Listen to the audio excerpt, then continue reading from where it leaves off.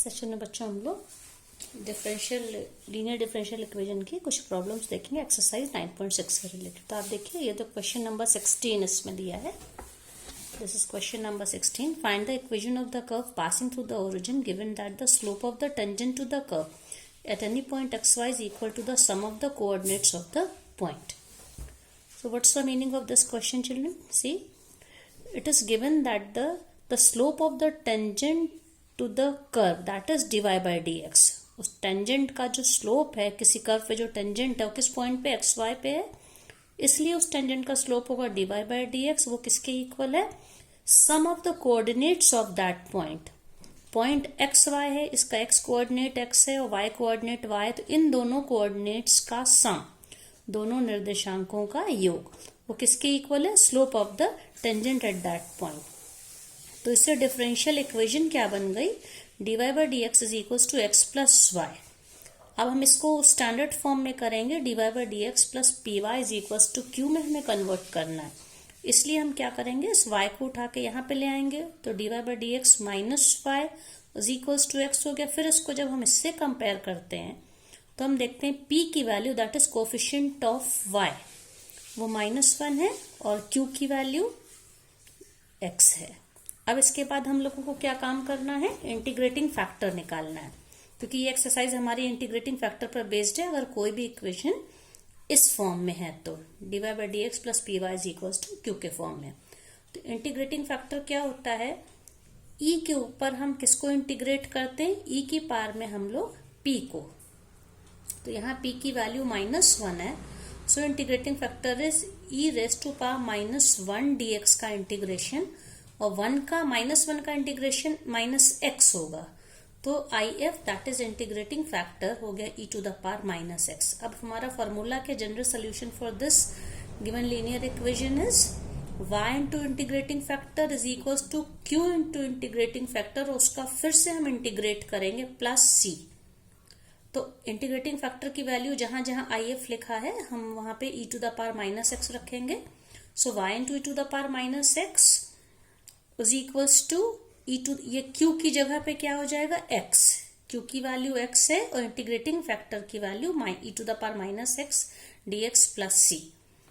अब इसके बाद आप ये देखिए, यहाँ पे दो फंक्शंस का इंटीग्रेशन, जिसको हम इंटीग्रेशन बाय पार्ट्स के फॉर्मूले से इंटीग्रेट करेंगे, जिसमें हम लोगों ने क्या करा, इसको फर्स्ट फंक्शन माना है, इसको सेकेंड फंक्शन माना है। तो जो उसका फॉर्मूला होता है, copy the first function integrate the second function, x को कॉपी किया, इसका इंटीग्रेशन किया, minus again differentiate the first function that is x का डिफरेंशिएशन करेंगे और इसको इंटीग्रेट करके पूरे फंक्शन को फिर से इंटीग्रेट करेंगे। हम लोग ऑलरेडी पहले कर चुके हैं, +c। तो अब इसको सॉल्व करेंगे तो x और e to the power -x का integration minus of e to the power -x। अब आप देखिए यहाँ पे इसी तरह से इस e to the power -x का इंटीग्रेशन क्या हो जाएगा? Minus of e to the power -x, ये माइनस और ये माइनस मिलके प्लस हो गया, ठीक है। और इस पूरे फंक्शन का हमने, और ddx ऑफ दिस, तो इसका तो 1 हो गया था, तो अब इसका इंटीग्रेशन बचेगा और इसका फिर से इंटीग्रेशन करने पे minus of e to the power -x हो जाएगा। तो इस तरह से ये आ गया हमारा जनरल सोल्यूशन इसका। इसमें कांस्टेंट ऑफ इंटीग्रेशन c की जब वैल्यू हम कोई भी कंडीशन क्वेश्चन में दी उससे निकाल के और फिर से c की वैल्यू जो है उसको रख दें, तब हम उसे पर्टिकुलर सोल्यूशन कहते हैं। अब यहाँ पे कंडीशन क्या दी है कि ये जो एक कर्व है it is passing through origin, ये ओरिजिन से ये कर्व पास हो रहा है, मतलब कि 0 पॉइंट से पास हो रहा है। तो इस सोल्यूशन में जो इसका इक्वेशन का है, हम जहां जहां पे x और y दोनों जगह पे हम 0 रखेंगे। तो आप देखिए e टू द पावर यहाँ पे 0, यहाँ पे 0, यहाँ 0, यहाँ 0, हर जगह 0।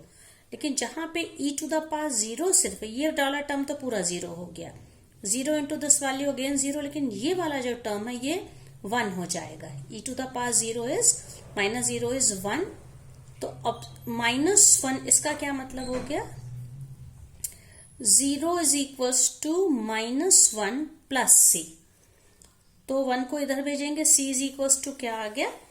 1। कॉन्सेप्ट ऑफ इंटीग्रेशन 1 आ गया, तो इसको फिर से हम यहाँ पे रख देंगे, ये सारी चीजें कॉपी करेंगे और c की जगह पे हम 1 रख देंगे। तो देखिए इसमें c की जगह 1 रखने से ये क्या हो जाएगा? ये तो पूरा उसी तरह था, उसी की जगह 1 आ गया। अब e to the power minus x को हमें यहाँ से हटाना है, तो उसके लिए हम क्या करेंगे, throughout e to the power minus x से डिवाइड कर देंगे। तो यहाँ पे इसके डिवीजन में आ गया, इसके डिवीजन में आ गया, इसके डिवीजन में आ गया। तो यहाँ पे तो देखिए इन दोनों जगहों पे कैंसिल हो गया, तो y is equal to minus x minus 1 upon e to the power minus x क्या बन जाएगा, e to the power plus x हो गया। ओके, तो इस तरह से इसका सोल्यूशन क्या हो जाएगा, फिर इस माइनस एक्स को उठा के इधर ले आएंगे और माइनस 1 को भी, x plus y plus 1 is equal to e x. ये इसका सोल्यूशन हो गया। अब एक और क्वेश्चन है बच्चों, व्हाट प्रॉब्लम है, that is question number 17। Find the equation of the curve passing through the point 0, 2. Given that the sum of the coordinates of any point on the curve exceeds the magnitude of the slope of the tangent to the curve at that point by 5. इसका मतलब क्या condition इसमें दी है, एक तो ये है कि वो कर्व इस पॉइंट 02 से पास हो रहा है। दूसरी बात क्या दी है इसमें, sum of the coordinates of any point on the curve. मान लिया हमने दो पॉइंट, कोई पॉइंट है जिसके कोऑर्डिनेट्स एक्स वाई हैं, तो सम ऑफ द कोऑर्डिनेट्स क्या हो जाएगा, एक्स प्लस वाई। ये सम ऑफ द कोऑर्डिनेट्स किसके इक्वल है, ये exceeds the magnitude of the slope of the tangent to the curve at that point by 5। Sum of the coordinate उस point पे, जो उस पॉइंट पे टेंजेंट ड्रॉ की गई, उसका जो स्लोप है that is dy by dx है, उससे 5 ज्यादा है।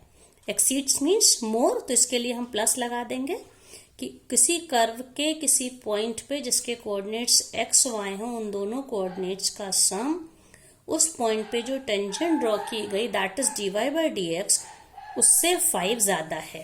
तो ये हमारी डिफरेंशियल इक्वेशन हो गई। इसको हम स्टैंडर्ड फॉर्म में कन्वर्ट करने के लिए क्या करेंगे, dy बाई dx के साथ y रखेंगे और बाकी चीजों को दूसरे तरफ करेंगे। तो प्लस y इधर आके माइनस y हो गया, 5 यहाँ पे आके x माइनस 5 हो गया।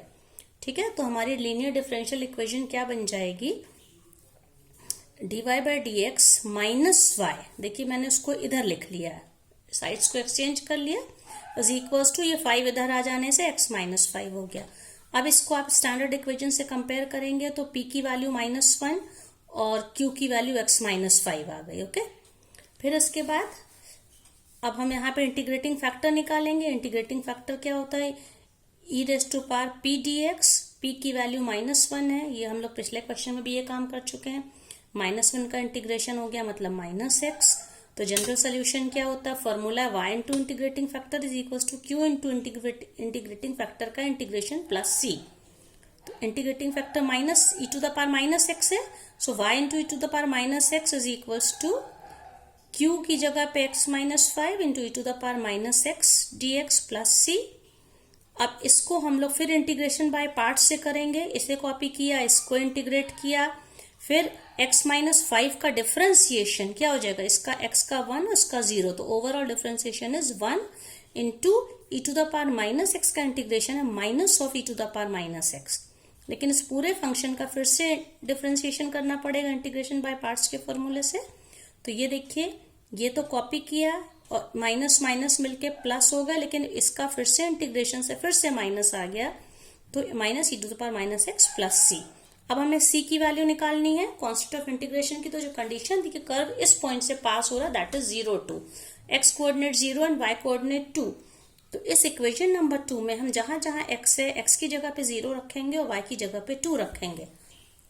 तो आप देखिए, the curve passes through this point 0, 2, so 2 into y की जगह 2 e to the power minus 0 is equal to 5 minus 0, then again e to the power minus, जहां जहां x है वहां 0 है, minus e to the power minus 0 plus c.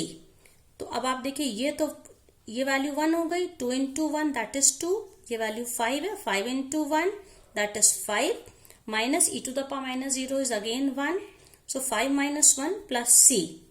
तो 5 minus 1 क्या हो जाएगा, 4, 4 को इधर भेज दीजिए, 2 minus 4 that is minus 2, so c is equal to -2।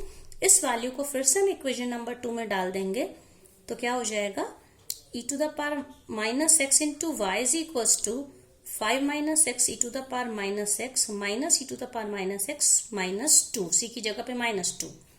अब थ्रू आउट इस e to the power minus x को इधर भेजेंगे तो डिवीजन में आ जाएगा, तो यहाँ कैंसिल हो गया, यहाँ कैंसिल हो गया, and 2 upon e to the power minus x, तो ये क्या हो जाएगा e to the power plus x. तो अब इसको पूरा ब्रैकेट खोल दीजिए, 5 माइनस एक्स, 5 माइनस 1 कितना हो जाएगा 4, और ये माइनस एक्स और ये minus 2 e to the power x. तो सोल्यूशन हमारा हो गया y is equal to 4 minus x minus 2 e to the power x.